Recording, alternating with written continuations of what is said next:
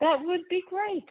I did not want to miss this meeting, but I am helping a friend who, as a matter of fact, I don't know if I start my video and I can, well, we're probably about to start the meeting, so yeah, I think I won't. I'm helping a friend who could not work from home today, and she just recently got a new puppy. So I have the pleasure of playing with a puppy today. So it's absolutely fantastic. The two of us are working together from her house. So I am having a blast and grateful that we have this Zoom option, that I'm able to still be a part of our meeting, especially when I can't make the drive.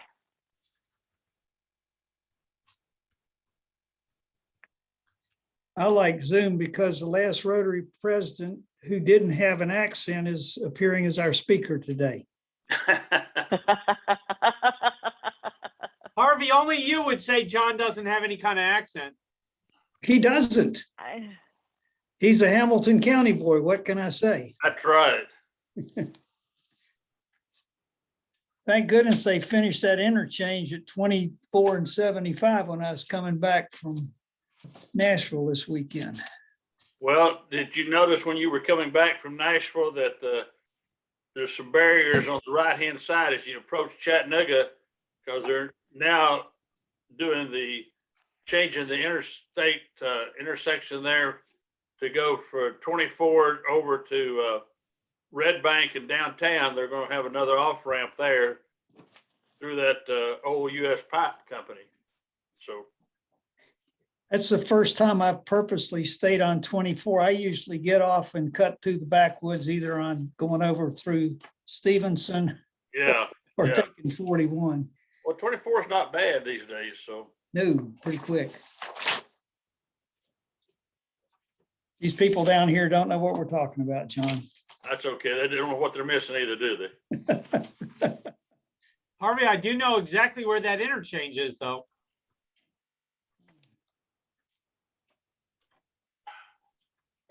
Goodness.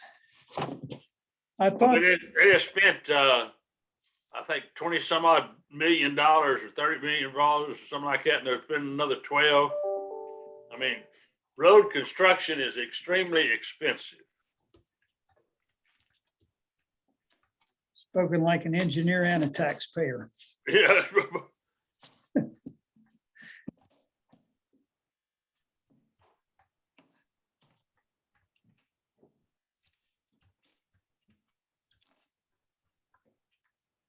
Jeff, I thought the people, I happen to be in McClenny. I just finished up some hearings and figured I'd do them Zoom from a friend's office. I don't know if any of them have showed up or not. They were going to try to. Here they come right now, Baker Prevention Oh, that's Coalition, great. Baker County Rotary.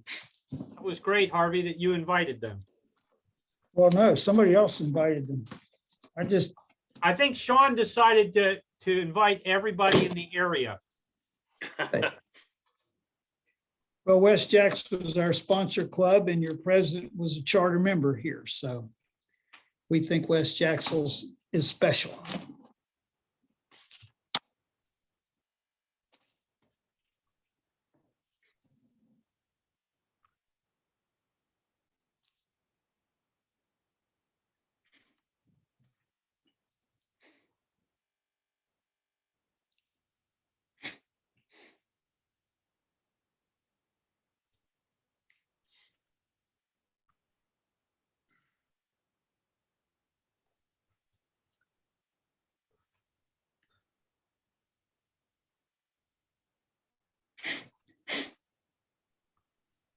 Hello, Rotary Club of West Jacksonville. Can you hear us? Rotary Club of Baker County. Yes. Can you hear us? Well, I'm in Chattanooga, so I can hear you. So surely the rest of them closer to you can. We hear Yes, you we guys. can hear you.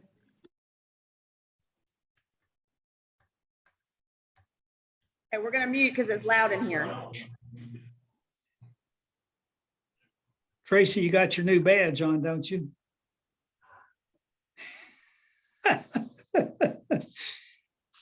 Inside joke. Yes, she said thank you.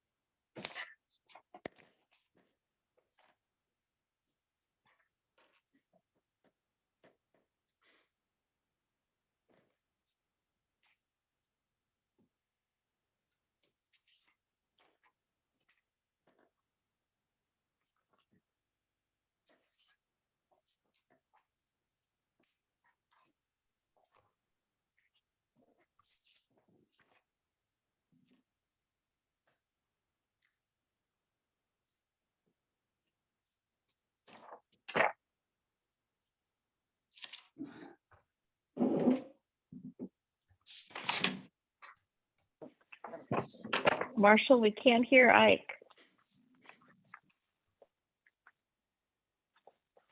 How about now, Gigi? Okay. Our invocation will be given by Dane Jensen, and then Will Croft will lead us in the pledge.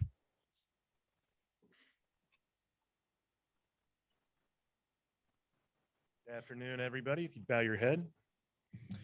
Father, we thank you for the opportunity to meet in fellowship together. We thank you for our many blessings, and we ask for renewed commitment to continue endeavoring to place service for others above our own self-interest. Amen. Good afternoon. Please face the flag. I pledge allegiance to the flag of the United States of America and to the republic for which it stands, one nation, under God, indivisible, with liberty and justice for all. Thank you, Dane. Thank you, Will. Thank you, Eric Schultz, for being the greeter today. Greeting everybody at the front door. Appreciate that. Special guests today, we have the Rotary Club of West Jackson, Rotary Club of Baker County, zooming in and joining us today. So we want to welcome them. We, of course, co-hosted the meeting with the Riverside Club last week. They had a great time, and they want to talk about doing this quarterly or semi-annually. They had a really good time. They don't want to wait a year to do it again. So good time was had by all. A lot of pop-ups. Bill Howie, would you like to share about fantasy football pool, sir?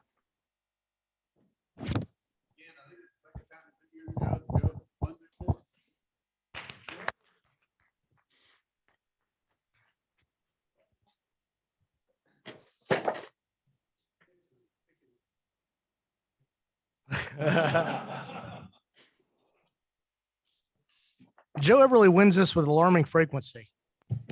Very successful blood drive last week. Thank you, Robert, for coordinating it. Thank you everyone who donated. The Vibrant Club Seminar, the district club seminar is this weekend. If you haven't signed up yet or you want more information, see me after the meeting. Also, Saturday, Marathon High starts. We support Marathon High every year. They have sign-up opportunities for water stations, T-shirt handouts, and of course, runners of all categories. They need runners of all categories. So Marathon High starts this weekend. I think there's sign-up sheets on the tables. And once again, if you need additional information, just see me after the meeting. I know Meredith is on, but I would ask Mike Prendergast to give us an update on the chili cook-off. Yeah, the Jacksonville Friends of Chili have selected Community Health Organization as their designated charity for this year's chili cook-off. And the event is this Saturday. It starts at, well, the people cooking chili are getting there at 6, but they're starting to serve chili at noon. Tickets are $10 a piece. They'll have a silent auction and some other fun things going on. So encourage everyone to get on out there, bring family. It's supposed to be a lot of fun. Thank you, sir. A lot of things going on Saturday. Want to mention Rotary tag vouchers. You know, the Rotary tags that Jeff came and talked about. We need to sell 3,000 of those vouchers for the tags to actually go to press and be made. We've just got under 350 sold so far. So if you haven't gotten your Rotary tag voucher, see me after the meeting. I'll show you the link and help you set it up. I'm going to ask Dane Jensen to come to the microphone again for an announcement, and then Jay Hinderlight for Family of Rotary.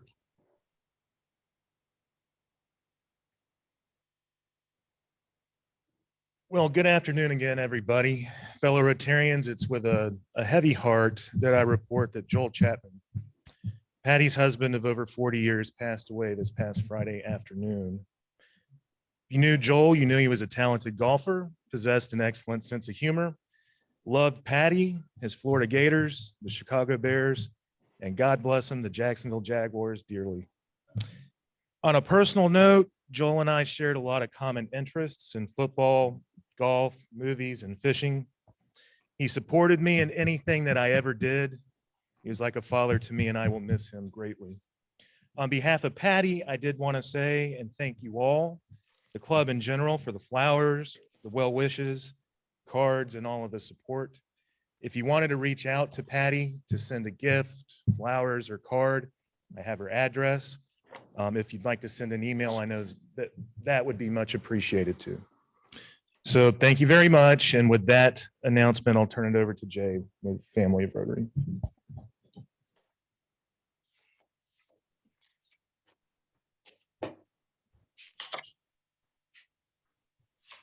Thank you, Dane. Good afternoon, fellow Rotarians. For Family of Rotary, I did just hear also some sad news that John Burley's in the hospital. Don't know much more about it, but if you keep him in your prayers, I'm sure he and his family would appreciate it. But we do have some good news. Dave Collier, are you here? Here you have an announcement. If he's not here, he would like us to know that he's got a grandchild soon to be born. And I just heard that Mike Crumpler also became a grandfather last night about 11 p.m. So congratulations, Mike. And then finally, birthdays. Let's see, Jim Lanier had a birthday on Monday, I think. And Jeff Ludwig had a birthday yesterday. So happy birthday to everybody.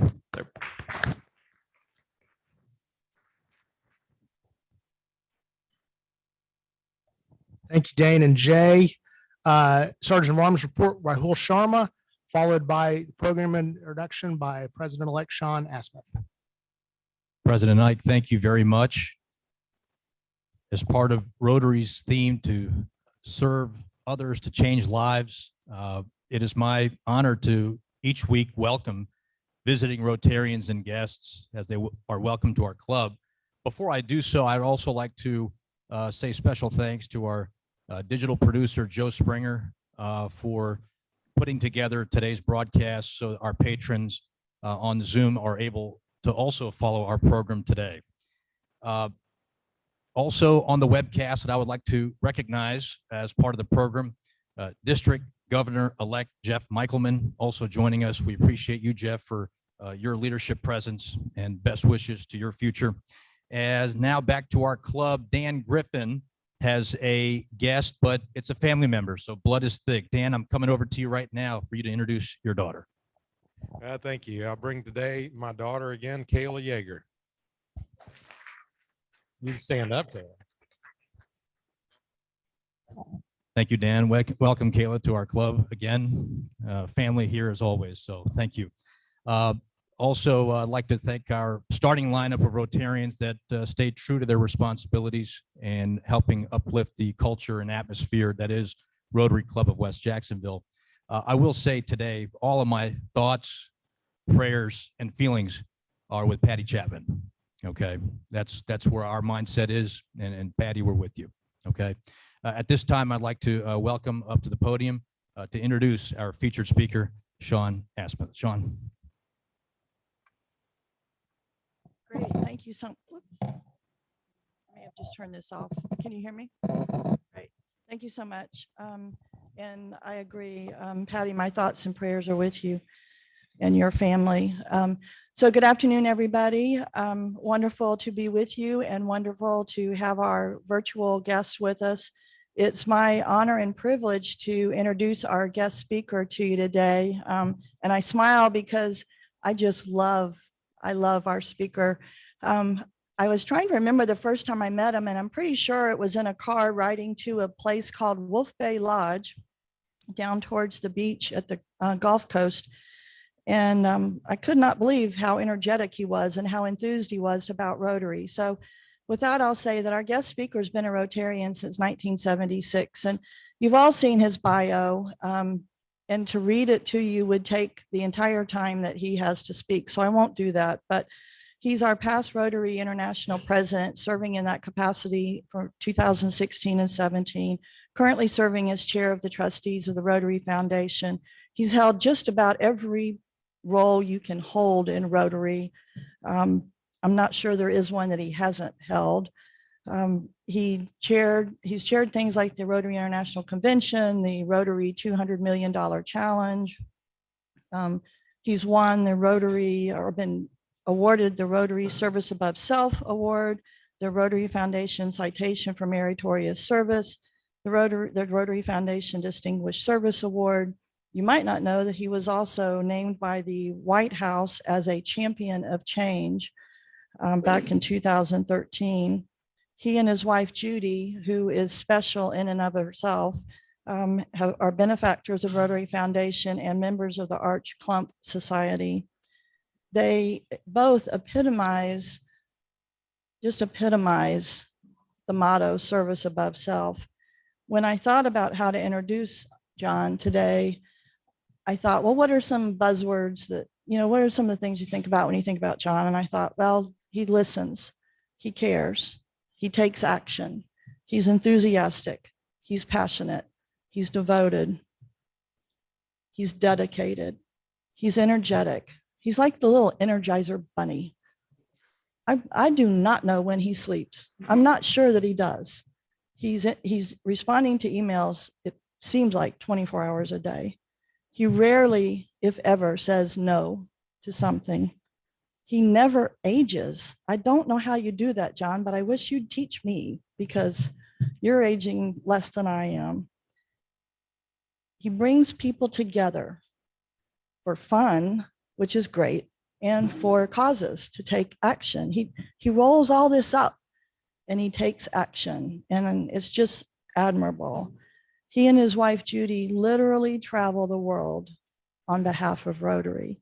His enthusiasm for Rotary, his commitment to it, and his service through it are just unmatched by anybody I've ever met. So with that, I am just so thrilled to present to you the past international president of Rotary International and the current chair of the trustees of the Rotary Foundation, John Germ.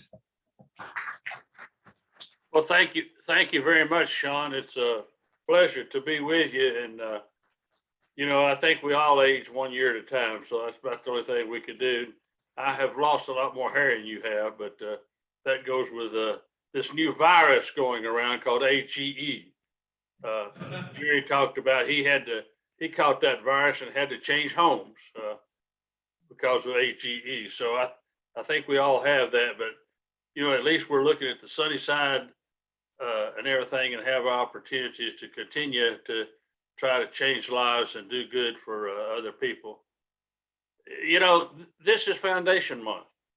And, as I think about the Rotary Foundation and all the good things that have gone on in the past and also currently going on today, I think about Rotary being an organization of people. And I think about how we're an organization that has arms and legs and hands and a mind and have a heart. And to me, the heart of Rotary is the Rotary Foundation. We are the only foundation that is funded by Rotarians to do projects identified by Rotarians, and that the stewardship is by Rotarians. And a few minutes ago, Marshall put on the chat about a project in Jamaica that we went to. And that came about as a challenge back when the Zone Institute was in Grove Park, and we were the class of 2016 we were the DGNs were having dinner one night, and Parash asked me, he said, well, would you come to Jamaica to install our officers? I said, well, I can't do 529 districts, but I'll tell you what I'll do. You get all the districts in 33 and 34 together, you do a project, and we'll be there. So in July of 2016, we went to Jamaica. And he is right. We went to a hospital that the records were all paper. They were in a building that was not air conditioned or anything. But the reason for going to the hospital was because of the grant that was given to the hospital in order to do eye surgeries. Because before they would have to fly to Miami to get surgery. And so it was such a pleasure to be there to see that partnership that had been formed. So it was a great project. And that's the type of work that through the Rotary Foundation that we do.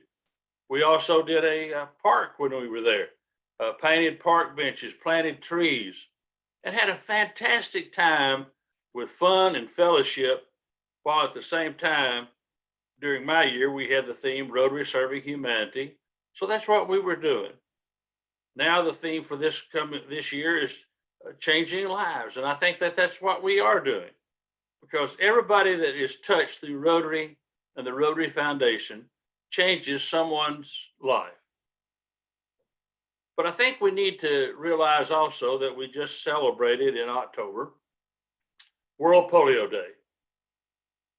Fantastic celebrations, and Marshall's been part of it with his public image campaigns, and I hope each of you have and seen what's been going on. And if you'll allow me for just a minute or two, Rotary started this program because one individual had a vision. And that vision came about after Sir Clem Randolph read about smallpox being eradicated. And he called one of his district governors, Dr. John Sever, and asked him, was there anything like this that Rotary could do on a worldwide basis? John Sever knew Dr. Sabin, because John's a doctor also. So they talked and came back with a resounding yes, there was something that could be done. And that was to eradicate polio. So in 1979, James Bomar from Tennessee was in the Philippines with Matt Caparis and Benny Santos and many other people, because the Philippines had applied for a $760,000 grant in order to eradicate polio from the Philippines.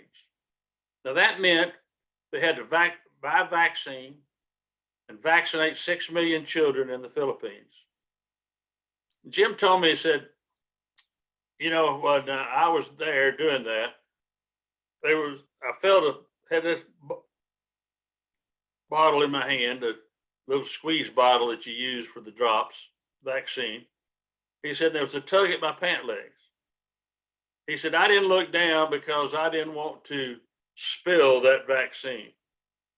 But when I got through, I looked down and there was a crawler. Now, those of you that familiar with NIDs or SNIDs or seen pictures, you see the crawlers with their arms like this, legs bent underneath them, trying to scoot along. Jim said the little boy looked up at him and says, thank you, mister. That's my sister. She will not be crippled as I am. Now, what that little boy was really saying to Jim, who was then the president of Rotary International, was, thank you, mister. Rotary had a vision. And because of Rotary's vision, children around the world will not be crippled or die. And right now we have about 19.4 million children who have grown up who have not died, simply because the Rotary Foundation was involved.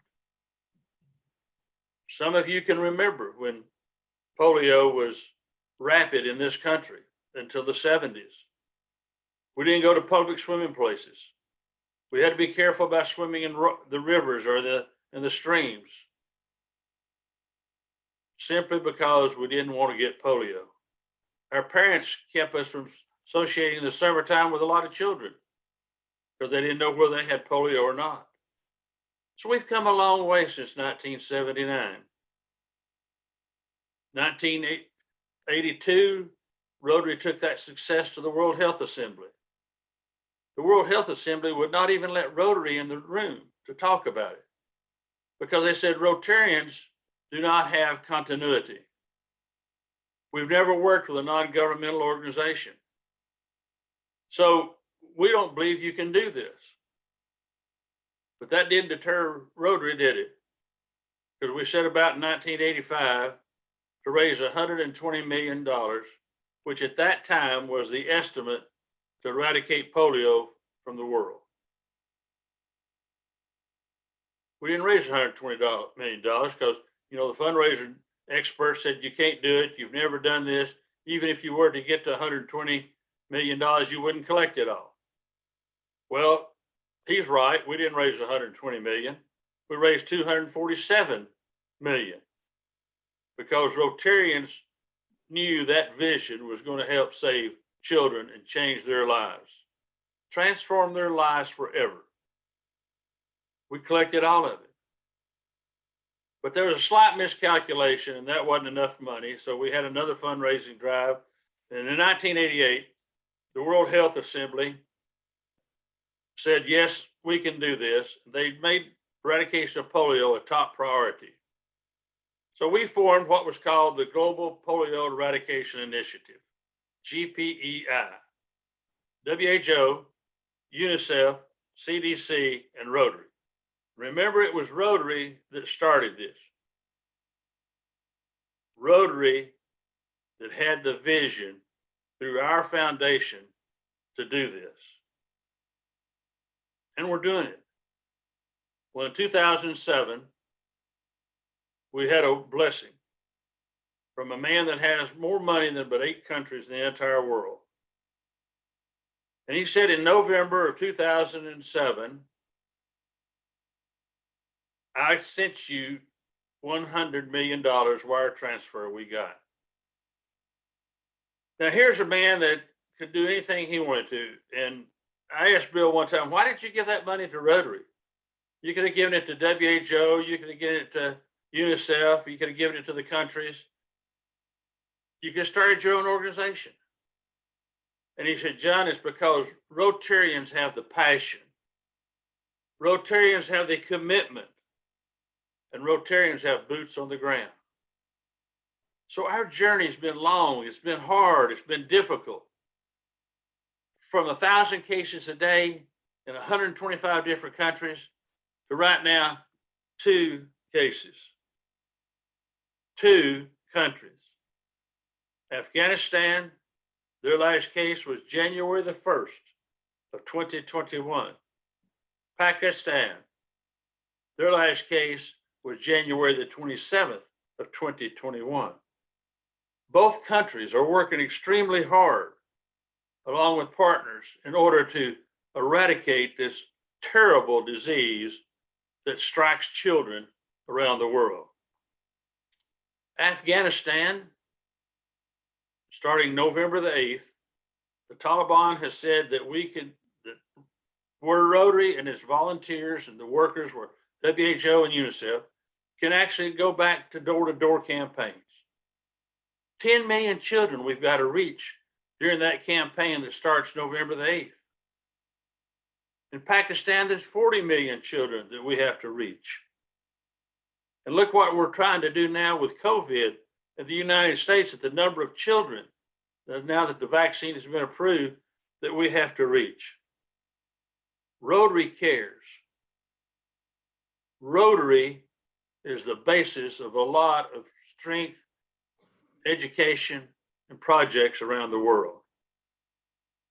I said that the Rotary Foundation is the heart of Rotary because it keeps that blood flowing. It keeps us enthused. But you, each of you, are the heart of the Rotary Foundation because it's your funds that allows us to do the great work that we do through district grants and global grants. Through the annual programs fund, where a Rotary Club district contributes, individuals contribute to the annual programs fund. 50% of that comes back to the district to allocate for district grants or global grants, and 50% goes to the World Fund for global grants. Last year, our demand for global grants was exceeding at such a rapid pace. Our giving was fairly level, that there was a huge gap. We only had enough money to get on global grants to get to December of 2020. But we said, we have to change this. We've got to do some things differently. So we cut back on operating costs. We reorganized, saved a little over $5 million doing that. We said, we're not traveling as much.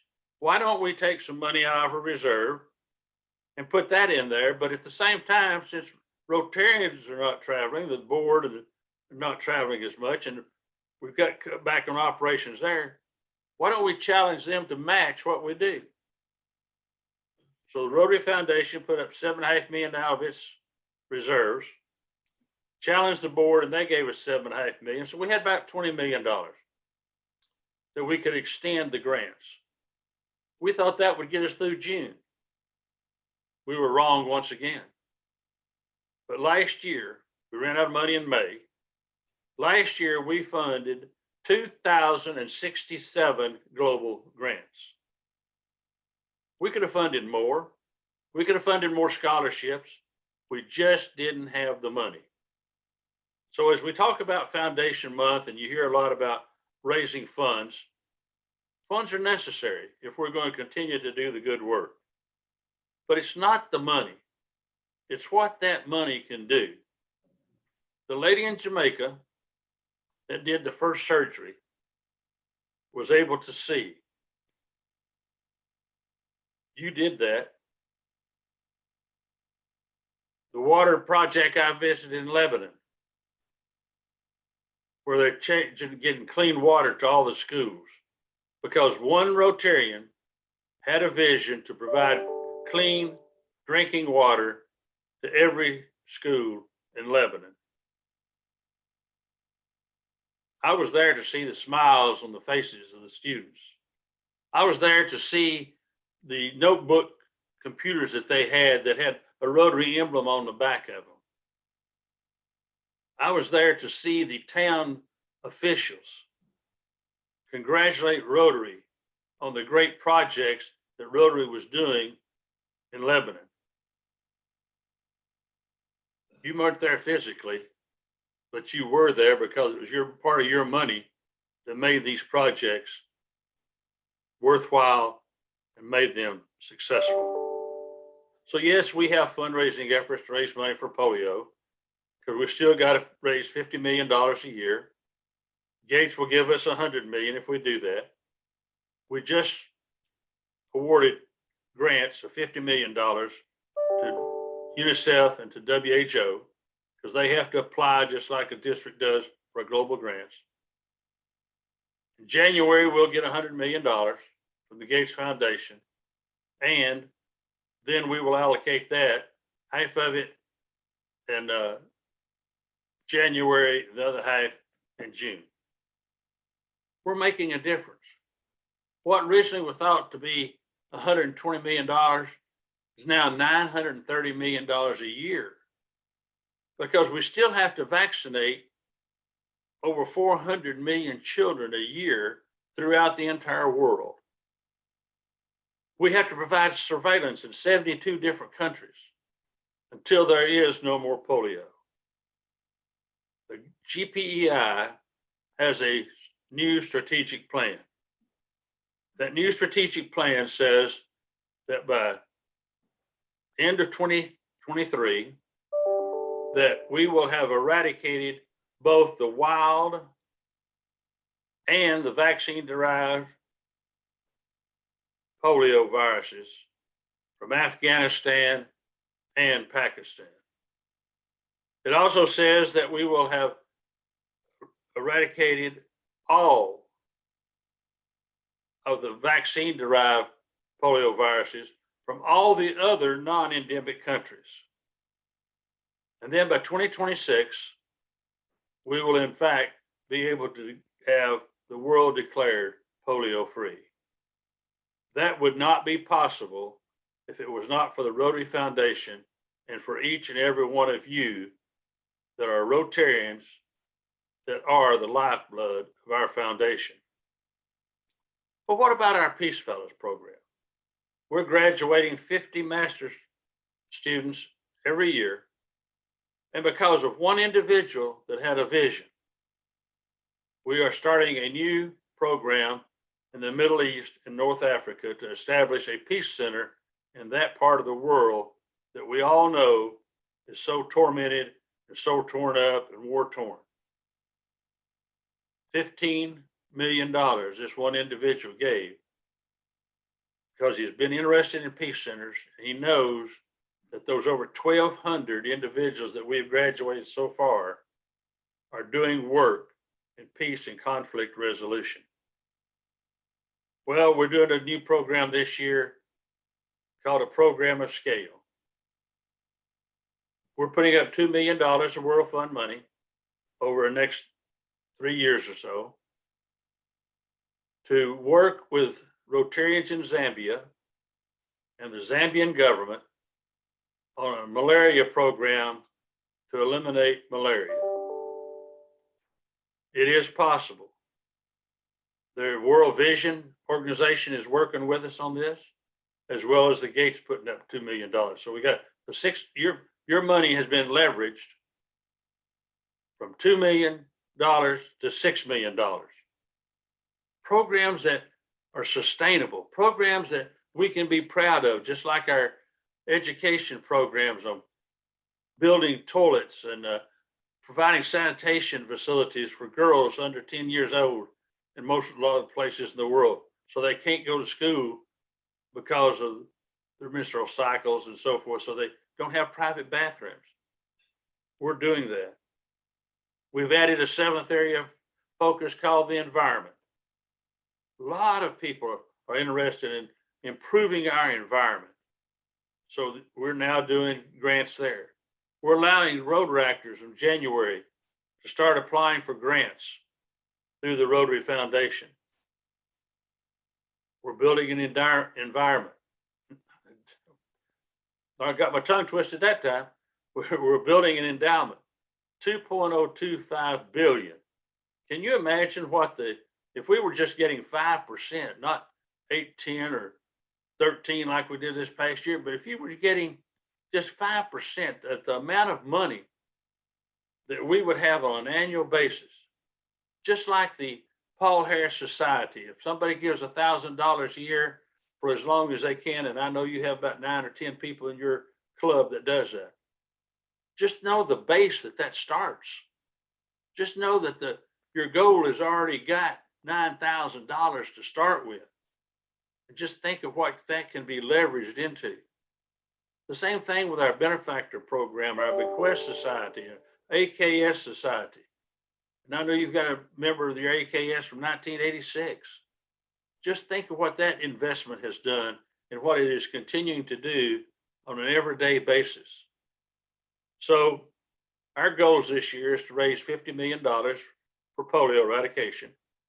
That will be matched by $100 million from the Gates Foundation. Last year, because of COVID and not being able to do a lot of projects, we in fact did make our 50 million. We got 50.02 million.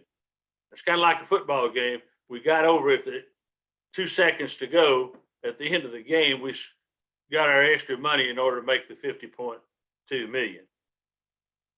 We've set an annual programs fund goal of 125 million.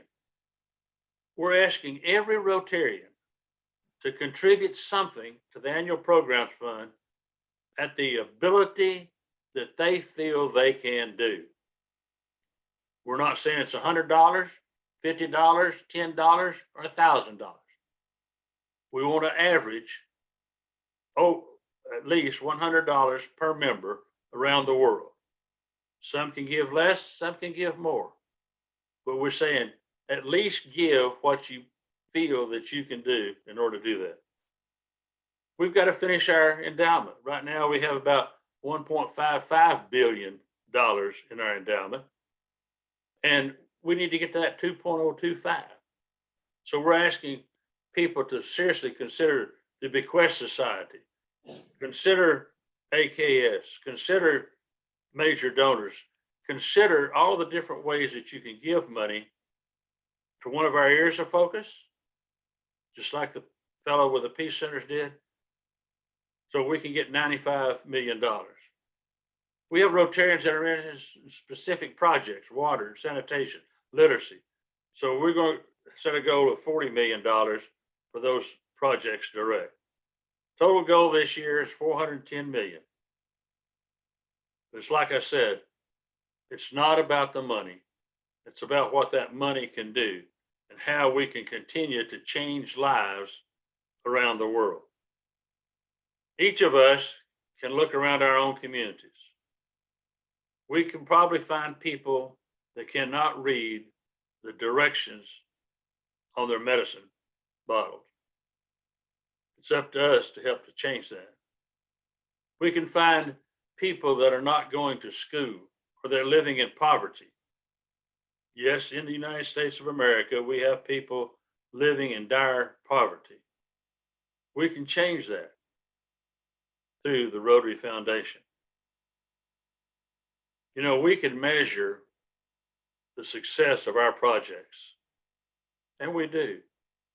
We can measure polio very easily, and we know how many cases it has and how many people are still affected. It's harder to measure some of our others. So we're now starting a program to where we can measure impact. How many people did it touch? What did it do to change their lives? And did we listen to the communities that we're working in to say, we hear you. It's not what we think you need, it's what you think you need. And that's what Rotary is here for. Remember, you are the heart blood of our Rotary Foundation. We cannot do anything without each of you. Thank you for letting me be with you today. And if we have time, I'll be happy to answer any questions that you may have. So thank you very much.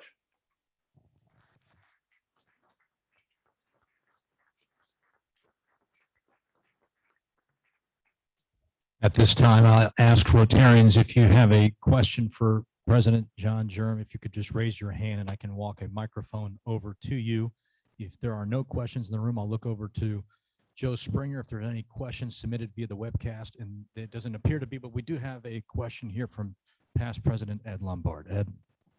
John, thanks again. I remember you 4 years ago when you came to our 50th anniversary. So you've done so much with Rotary Foundation, everything else. What's next for you after you roll off the foundation board with Rotary? And appreciate you again speaking to us today. Well, thank you. This is my last year on the foundation board, but I will continue to raise money for polio eradication and do what I can to serve humanity through Rotary programs. Thank you, President Germ. If there are no more questions at this time, Sean has a question. I'm going to walk over to you, Sean, right now, so you can submit your question to President Germ. Sean. Thank you so much for being with us today, John. With the COVID vaccination push that's ongoing, is there any chance at all, and I don't have any medical knowledge, but is there any chance at all of being able to combine the COVID vaccination program with the polio vaccination program and handling it that way? No, we do not want to do anything to detract from our priority program of polio eradication. I did appoint a COVID task force this year. We are having experts from all over the world. Most of them are doctors and nurses and stuff that are familiar with this. We did provide $40 million last year from the foundation in order to help buy PPE equipment and stuff. Gave every district that applied $25,000 in order to help them. So we are working to do that. We are partnering with COVAX in order to be sure, and we're trying to say that we will help you get this vaccine distributed around the world.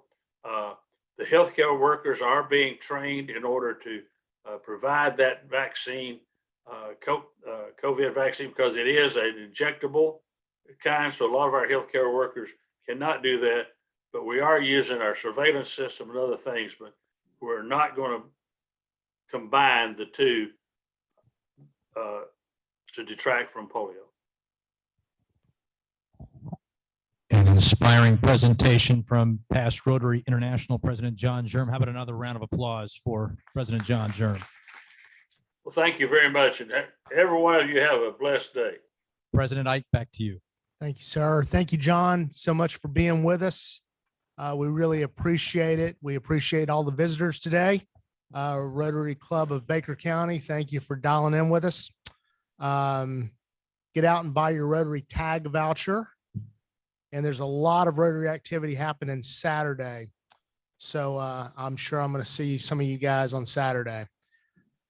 Join us next week. Our speaker will be Kate Ehas from the Emerald Trail.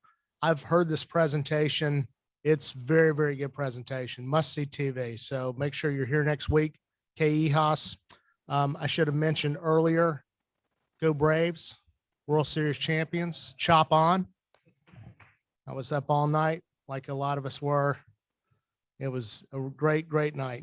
Thank you again, Joe Springer, for handling the technology today. Jim Schumacher will lead us in the four-way test. All right. Repeat after me. First, is it the truth? Second, is it fair to all concerned? Third, Real goodwill, better friendship. and fourth, will it be beneficial to all concerned? Thank you. Today's quote is from Aesop. No act of kindness, no matter how small, is ever wasted.